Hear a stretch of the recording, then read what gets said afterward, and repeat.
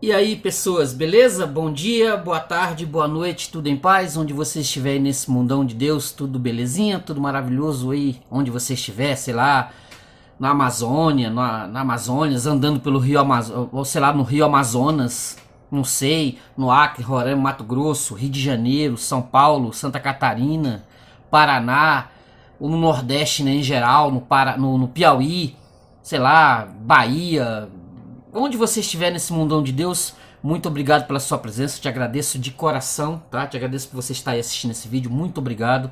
Você que não é inscrito ainda no canal Paulo Dharma 1970, se inscreva no canal Paulo Dharma 1970. Tá aqui o meu Instagram, Paulo Dharma 1970, muito obrigado. Agradecendo também a Deus, né? Porque sem Deus nós não fazemos rigorosamente nada. Deus é a nossa força, Deus é a nossa fortaleza sempre, né? Que nos dá inteligência, nos dá conhecimento pra gente poder, né, estar aqui sempre, toda semana com um vídeo novo. Muito obrigado mesmo por você estar aqui, muito obrigado mesmo. Curta o vídeo, se inscreva no canal, comente. Se você quiser ajudar o canal, 988-290-767-91. Esse é o Pix do canal Paulo Dharma 1970. Muito obrigado, você que ajuda. Muito obrigado, você que vai ajudar. Te agradeço de coração por qualquer que você depositar no Pix. Eu já te agradeço desde já, beleza? Então curta o vídeo, se inscreva no canal, comente, compartilhe esse vídeo, né, onde você quiser, para muitas pessoas tenham acesso. Eu já tô te agradecendo por isso. Muito obrigado mesmo, tá? Depois que passar aqui os letreiros, passar aqui a abertura do canal, a gente vem aqui com o vídeo aqui, metendo o pé. Tranquilo? Então curta o vídeo, se inscreva no canal e comente. A gente volta já já. Valeu!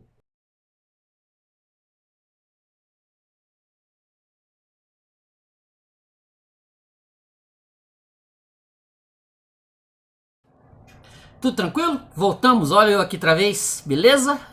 Hoje o meu assunto é o Galileu Galilei, esse grande físico, cientista, astrônomo, etc. Mas obviamente eu não vou falar das obras do Galileu Galilei, né? Que essa coleção aqui da Nova Cultural, né? Dos pensadores, os pensadores, né? Não é sobre o Galileu, a obra do Galileu Galilei, mas simplesmente esse livro aqui do Bertolt Brecht, né, o teatrólogo, escritor alemão. Essa aqui, A Vida de Galileu, esse material aqui da Abril Cultural dos anos 70, que caiu nas minhas mãos. Eu já tinha assistido a peça de teatro há muitos anos atrás.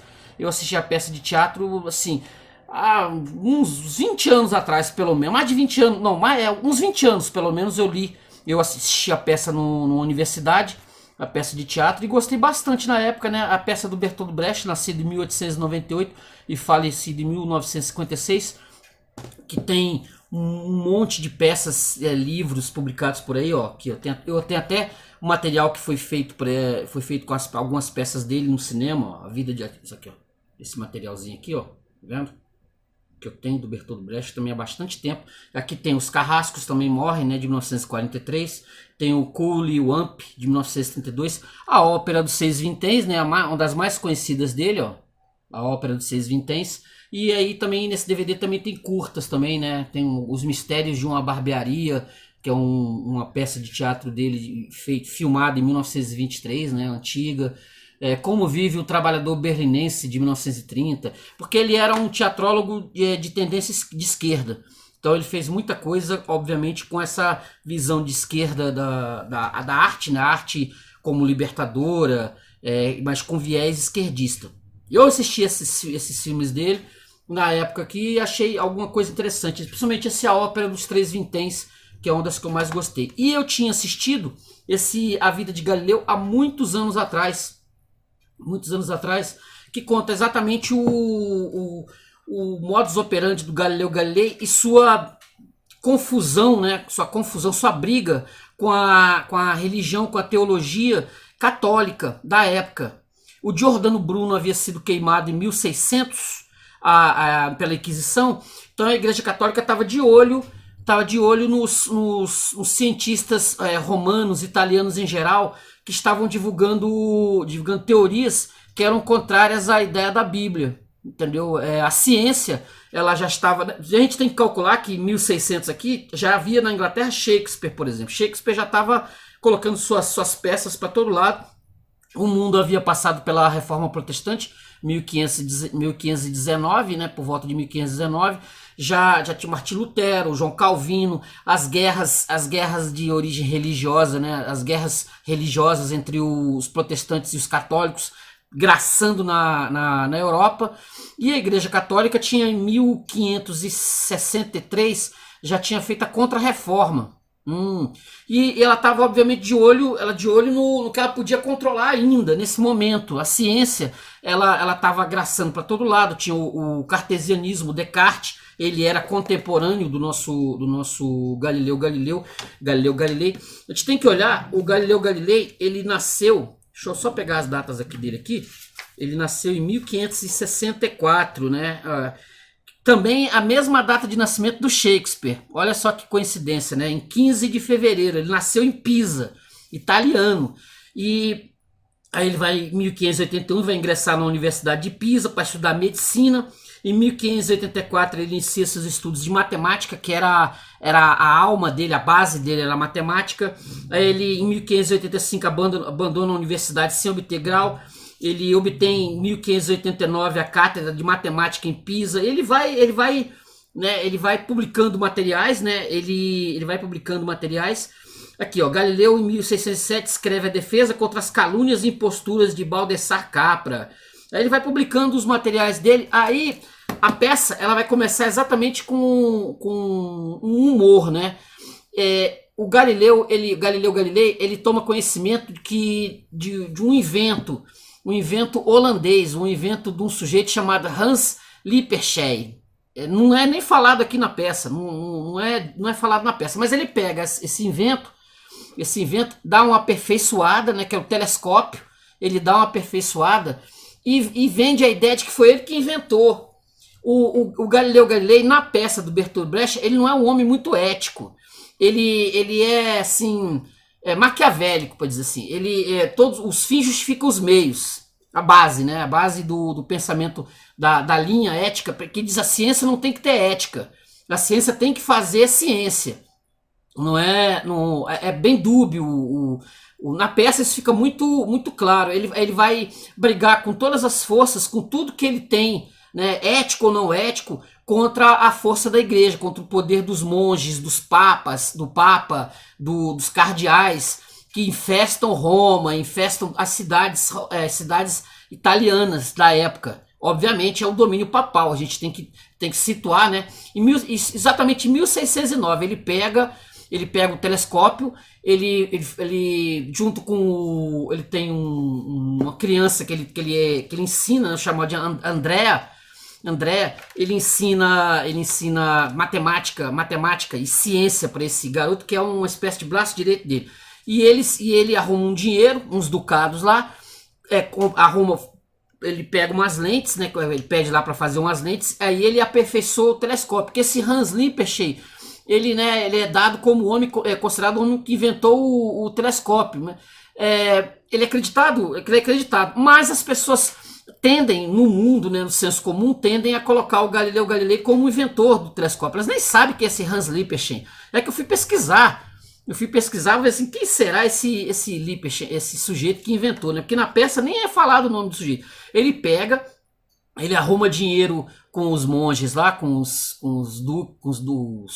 príncipes da igreja lá, e arruma uma grana ferrada, passa a perna nesses monges e aperfeiçoa o telescópio. E assim, com esse telescópio ele vai começar a olhar o espaço, né? Olhar o céu. Aí ele vai descobrir coisas em Júpiter, manchas solares, a Lua. Com o telescópio ele vai ver o que tem na Lua. São assim coisas que a igreja vai confrontar. A igreja vai dizer que tem uma cena aqui que é fantástica. Se eu puder até vou dar uma lida, que é uma cena fantástica do Galileu Galilei, levando o telescópio para os padres apenas olharem o céu. Assim, óbvio que isso aqui é coisa do Bertolt Brecht, né? Eu não vou dizer que isso aqui realmente aconteceu isso aqui é real. Eu acho que é um xiste do Galileu Galilei para dizer que os padres, dizer que a igreja, dizer que o cristianismo é uma tolice, é uma imbecilidade. É uma imbecilidade. Que não... Porque ele pega o telescópio e pede para os caras apenas olharem para o céu. Olharem para o céu. Olha, vamos olhar lá, vamos olhar as luas de Júpiter. Vocês vão comprovar o que está aqui diante dos seus olhos. Aí os padres, não, esse teu telescópio aí ele é uma fraude. Alguma coisa acontece aí entre o seu olho e o final da lente, que o céu é perfeito, o céu é aristotélico. O céu ele é perfeito. Deus fez o céu perfeito. Não há movimento. A Terra é o centro do universo. O Sol gira em torno da Terra. Tá na Bíblia. Tá na Bíblia isso. Mas ele fala, mas vocês precisam apenas olhar. Vocês olham. Não, aí eles se recusam a olhar. Eles não querem saber de olhar o telescópio, porque aquilo ali para eles não tem utilidade, não tem valor, não tem utilidade. Eles estão dentro de um processo de que não há utilidade. É aquilo que o Agostinho colocou, né? Lá nos textos dele. Não importa o espaço, não importa o céu, não importa o que está lá fora, importa é Deus dentro de nós.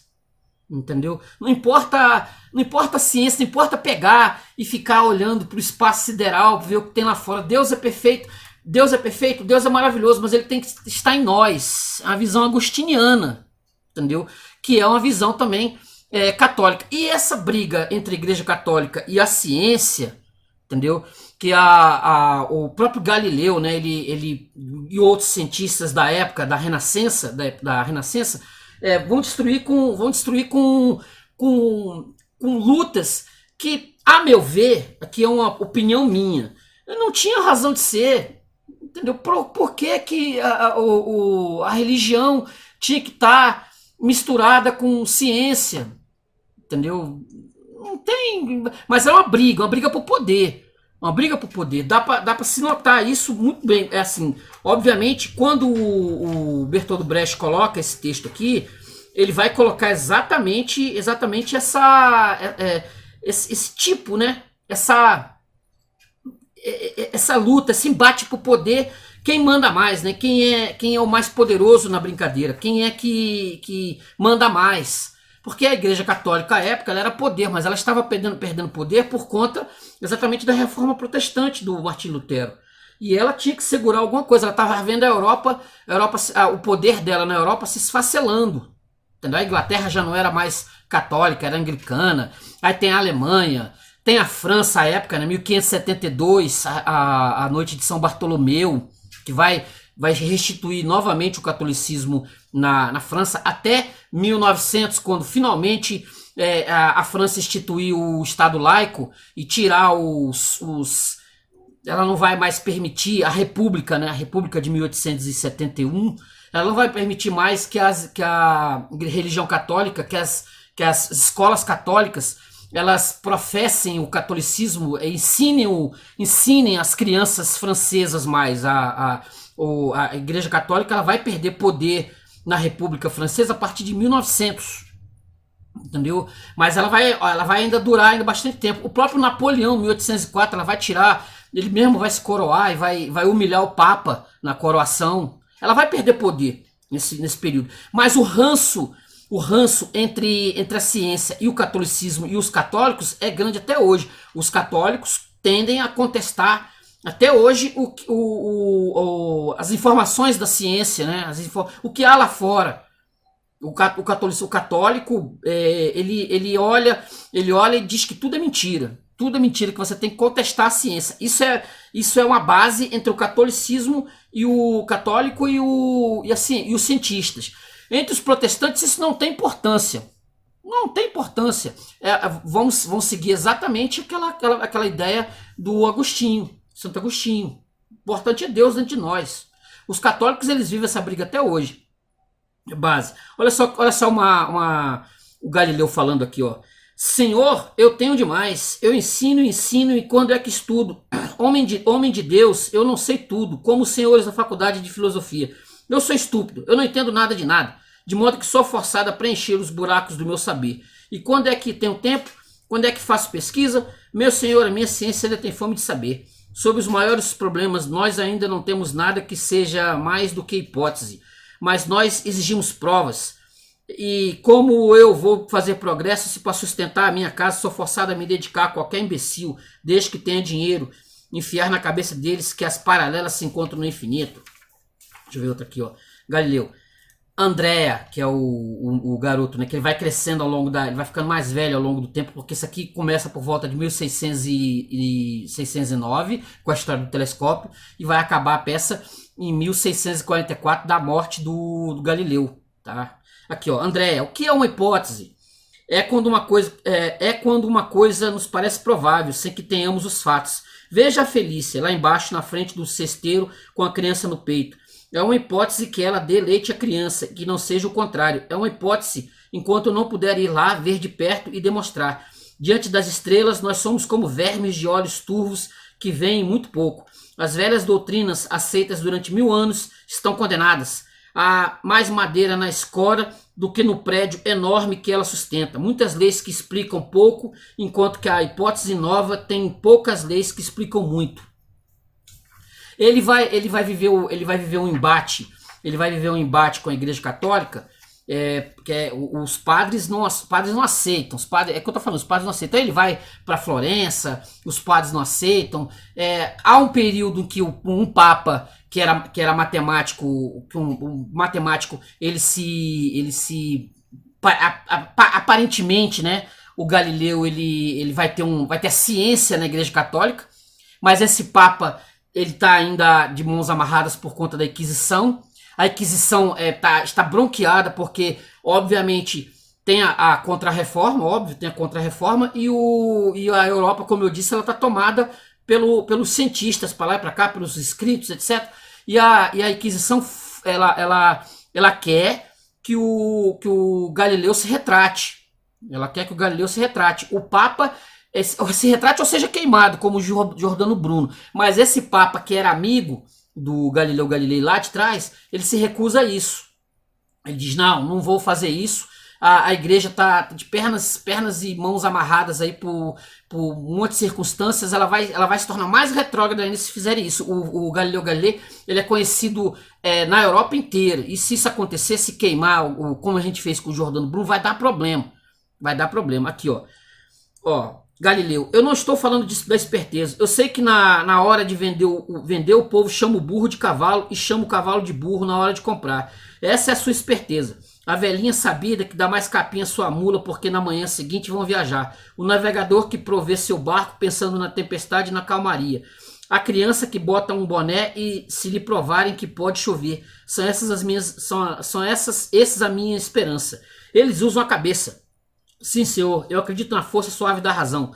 A longo prazo os homens não lhe resistem, não aguentam, ninguém se cala indefinidamente.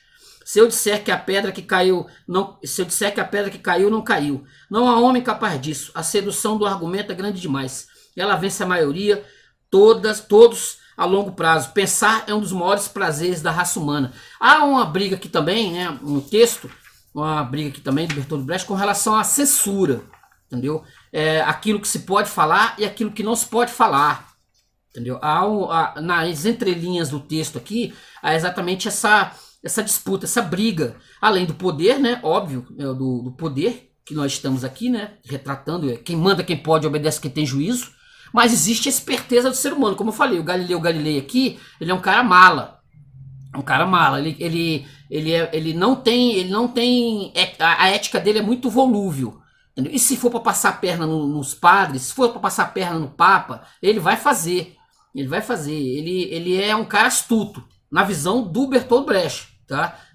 Não sei se na real, historicamente, ele era assim. Isso aqui é uma peça de teatro da qual o Bertolt Brecht vai colocar as ideias dele, né, as ideias, né, contra a igreja, um esquerdismo, etc., que está inserido aqui num contexto da época em que o Bertolt Brecht publicou essa peça, que ela foi escrita, ela foi publicada em 1936, ela foi encenada em 1936 e teve várias modificações ao longo do tempo, do próprio Bertolt Brecht, que das encenações ele foi modificando. Então essa aqui é não sei se dizer se é uma das versões, ou é a versão final, mas o próprio Bertolt Brecht foi acrescentando coisas ao longo das encenações, como toda peça que se preze, né? Ela não morre no texto em si, quando ela é encenada, ela vai tomando uma forma, né, diferente, mas o texto tá lá. Olha o Galileu aqui, ó. Sagredo, que é um amigo do Galileu. Galileu, vejo você num caminho terrível. É uma noite desgraçada, a noite em que o homem vê a verdade. É de cegueira o momento em que ele acredita na razão da espécie humana. Quando dizemos que alguém caminha lucidamente, quando se trata de alguém que caminha para a desgraça, os poderosos não podem deixar solto alguém que saiba a verdade, mesmo que seja sobre as estrelas mais distantes. Você acha que o Papa vai ouvir a sua verdade quando você disser que ele errou e que não vão ouvir que não vão ouvir que ele errou? Você acha simplesmente que ele abre o diário e escreve uma nota? 10 de janeiro de 1610, aboliu-se o céu? Você não entende? Sair da república com a verdade no bolso para entrar na ratoeira dos padres e dos príncipes de telescópio na mão. Dentro da sua ciência você é desconfiado, mas quanto às circunstâncias que possam favorecer o exercício dela, você é crédulo como uma criança. Você não acredita em Aristóteles, mas acredita no Grão-Duque de Florença. Ainda há pouco eu olhava quando você olhava as novas estrelas pelo telescópio, mas o que eu via era você de pé sobre um monte de lenha. E quando você disse que acredita em provas, eu senti o cheiro de carne queimada. Eu amo a ciência, porém mais a você, meu amigo. Não vá para Florença, Galileu. Como eu falei, tem uma briga aqui de poder. E a censura também está aqui, está nesse meio aqui. A censura está aqui, entendeu? A censura, a liberdade de falar, né? De você falar, se comunicar. Você dizer o que você pode dizer, quando você vive num estado ditatorial, né? Quando você não pode falar tudo porque os homens que estão no poder, eles consideram apenas um tipo de verdade, tanto do lado da direita quanto do lado da esquerda, entendeu? Nesse período aqui, obviamente, o Bertolt Brecht estava criticando visões totalitárias de direita, né? Mas, obviamente, nós temos visões totalitárias de esquerda. Na União Soviética, nessa mesma época de muitas peças dele, por exemplo, não podia se falar, se vivia sob um estado stalinista. E a Europa estava sobre Guerra Fria, então certos locais, no próprio dos Estados Unidos mesmo, os esquerdas sofreram bastante lá nos anos 50, enquanto o pessoal que não era esquerdista, por exemplo, nos países lá da Cortina de Ferro, sofriam bastante. Já fiz vários vídeos sobre isso aqui, vários, sobre esse tipo de situação, de um lado quanto do outro. O problema aqui era um estado totalitário religioso, que era o católico, que não aceitava que ele fosse de encontro a verdades, né, entre aspas, que estavam há 1000 anos, que a Terra girava, que a Terra era o centro do universo. O Ptolomeu, o Copérnico, né, que em 1543 veio dizendo que existia a Terra girava em torno do Sol, que a Igreja também censurou, e por aí vai, entendeu? Igreja Católica, hein? Aqui, ó, olha essas passagens aqui, ó. O segundo astrônomo. Onde vamos parar? Eu não entendo Clávio. Se fôssemos acreditar em tudo que se disse nesses últimos 50 anos, no ano de 1572, na esfera mais alta, na oitava, na esfera das estrelas fixas, apareceu uma estrela nova, possivelmente mais radiosa e maior que as suas vizinhas. Passa-se 1 ano e meio, ela desaparece e não resta nada. Razão para duvidar da duração eterna do céu imutável? Aí o filósofo. Se nós afrouxamos, eles ainda põem abaixo o nosso céu de estrelas. Aí o primeiro astrônomo. Onde viemos parar? 5 anos mais tarde, o dinamarquês Tycho Brahe definiu a órbita de um cometa. Começava em cima da Lua e furavam uma a uma as esferas de cristal, os suportes materiais do movimento dos corpos celestes. O cometa não encontra resistência, nem a luz é desviada. Será razão para duvidar das esferas? Aí o filósofo. Está fora de questão. Como pode Cristóvão Clávio, o maior astrônomo da Itália e da igreja, dar atenção a umas coisas dessas? Um escândalo. Ao segundo astrônomo. Principis obsta. Tudo começou porque numa porção de cálculos, a duração do ano solar, a data dos eclipses do Sol e da Lua, a posição dos corpos celestes, há muito tempo nós utilizamos tabelas de Copérnico, que é um herético. Aí o monge. Eu pergunto o que é melhor, ver o eclipse da Lua com 3 dias de atraso ou não ver a salvação eterna jamais? Aí eles ficam discutindo, né? Eles ficam brigando entre si, que eles querem, assim, na cabeça deles, eles querem que o Galileu seja queimado, entendeu? Esse Galileu aí, fica com essas ideias aí. Isso acontece muito. Hoje mesmo, hoje em dia mesmo, se puder, queima um monte aí. Tem um monte de figuras aí que o Estado totalitário de esquerda, esquerdista, gostaria de ver queimado, né? Tem assim, o Galileu Galilei, ele vai em 1633, a Inquisição vai virar para ele e falar assim, ou você vai perjurar esse trem aí, tudo que você escreveu, tudo que você disse, ou a gente vai queimar você na fogueira, entendeu?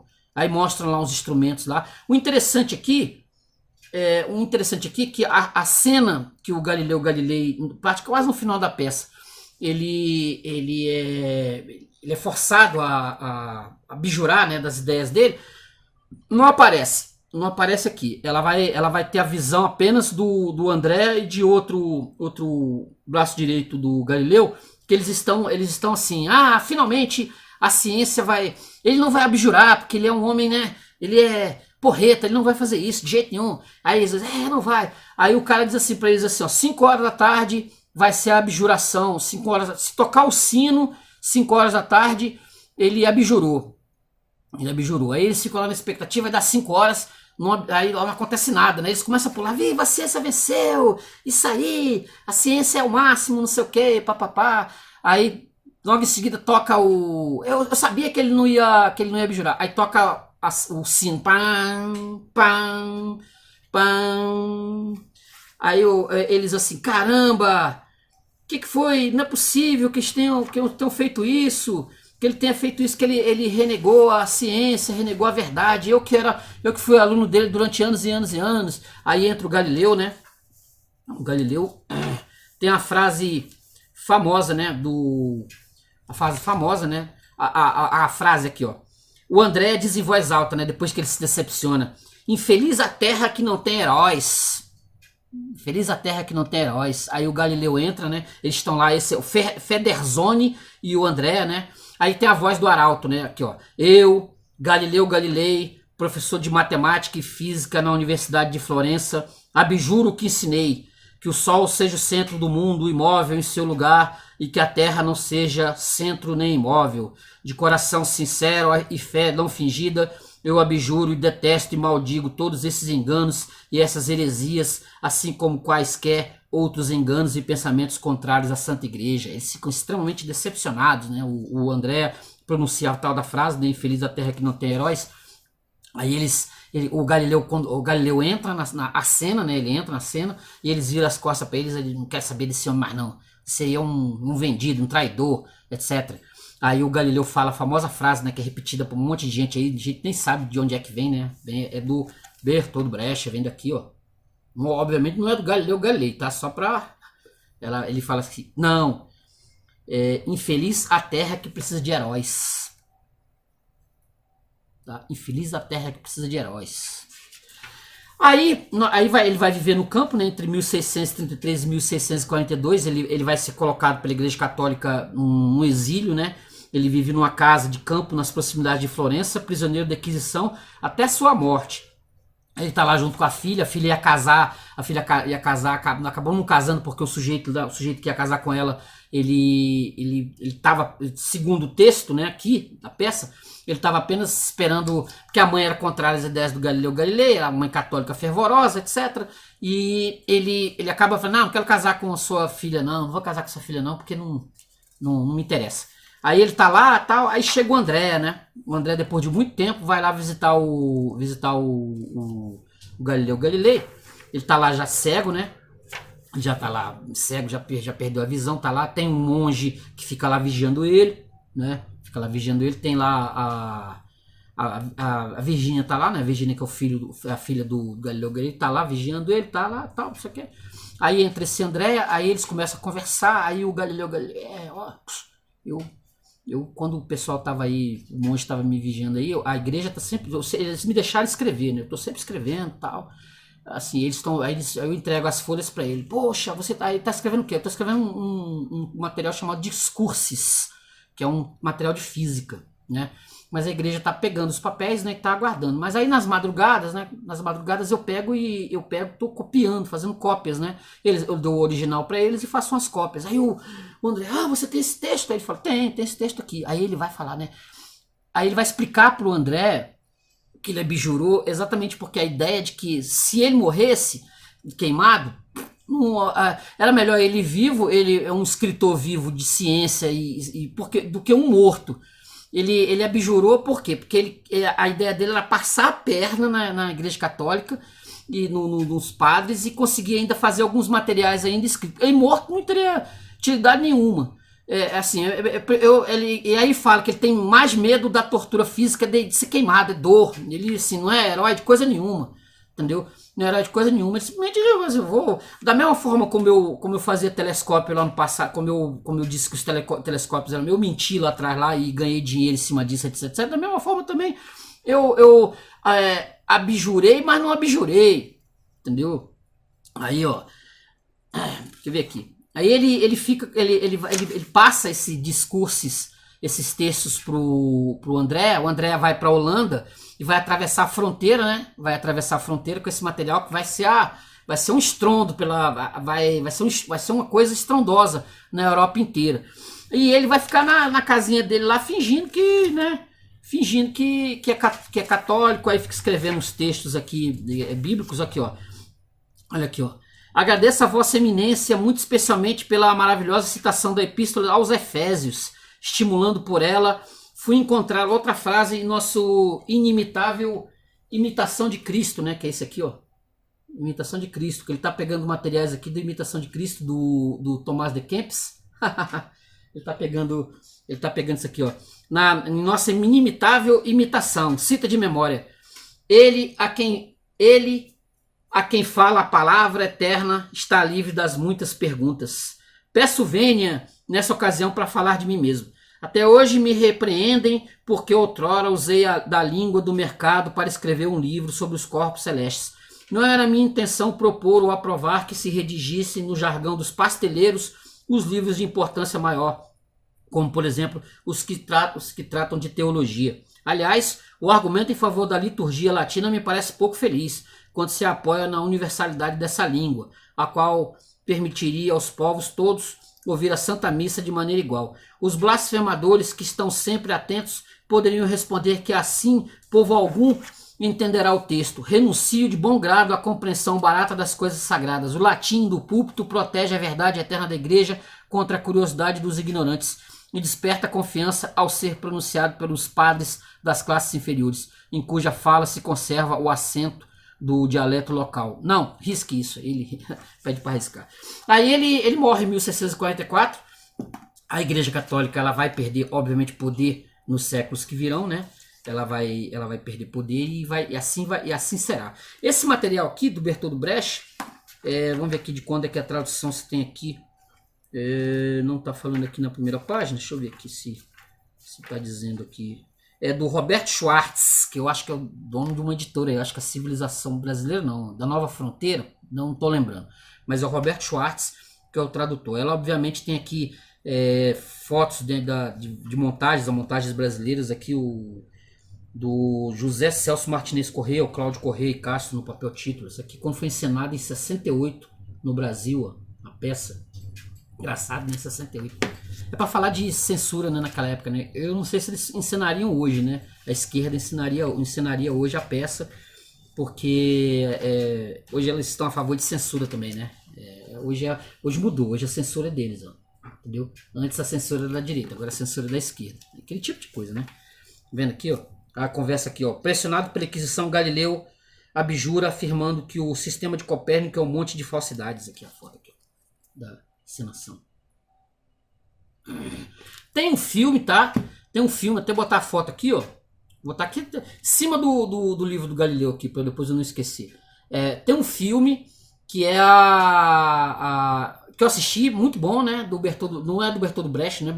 Mas é baseado na peça do Bertold Brecht, que é de 1975, que tem o ator chamado Topol, tá? Topol, tá na capa aí. Falecido esse ano, agora em março desse ano, Topol, que fez um violinista no telhado. Topol, ator israelense, que faz o Galileu Galilei. Então vale a pena dar uma olhada. Eu assisti, tá? Algumas coisas eles o filme tem uma cerca de mais de 2 horas. Eles cortaram algumas coisas do texto da peça, mas você pode ter o uma ideia, né, se você não assistir a encenação, você pode ter uma ideia da peça em si, geral, né? 2 horas e pouco, vale a pena, tá no YouTube, tá? Se eu lembrar, eu vou deixar o link do vídeo do filme nas descrições para ser assistido. Se eu lembrar na hora de fazer a edição, eu coloco isso. Então, ó, hoje um pouquinho de Galileu Galilei, né, da peça A Vida de Galileu, né, do Bertold Brecht, isso aqui, ó, entendeu? Esse material aqui da Nova Cultural, tem aqui o Ensaiador, né, que é um texto do Galileu Galilei, entendeu? Olha só que interessante aqui, ó, a própria a vida e obra que está falando, ó. Em 1609, Galileu Galilei, professor da Universidade Italiana de Pádua, teve notícia de que na Holanda, o Hans Lepscher, né, que não fala o nome, né, foi inventado um telescópio. Imediatamente procurou melhores informações sobre ele. A partir de então, pôs-se a aperfeiçoar o instrumento, duplicou sua capacidade de aumento e começou a fazer observações astronômicas.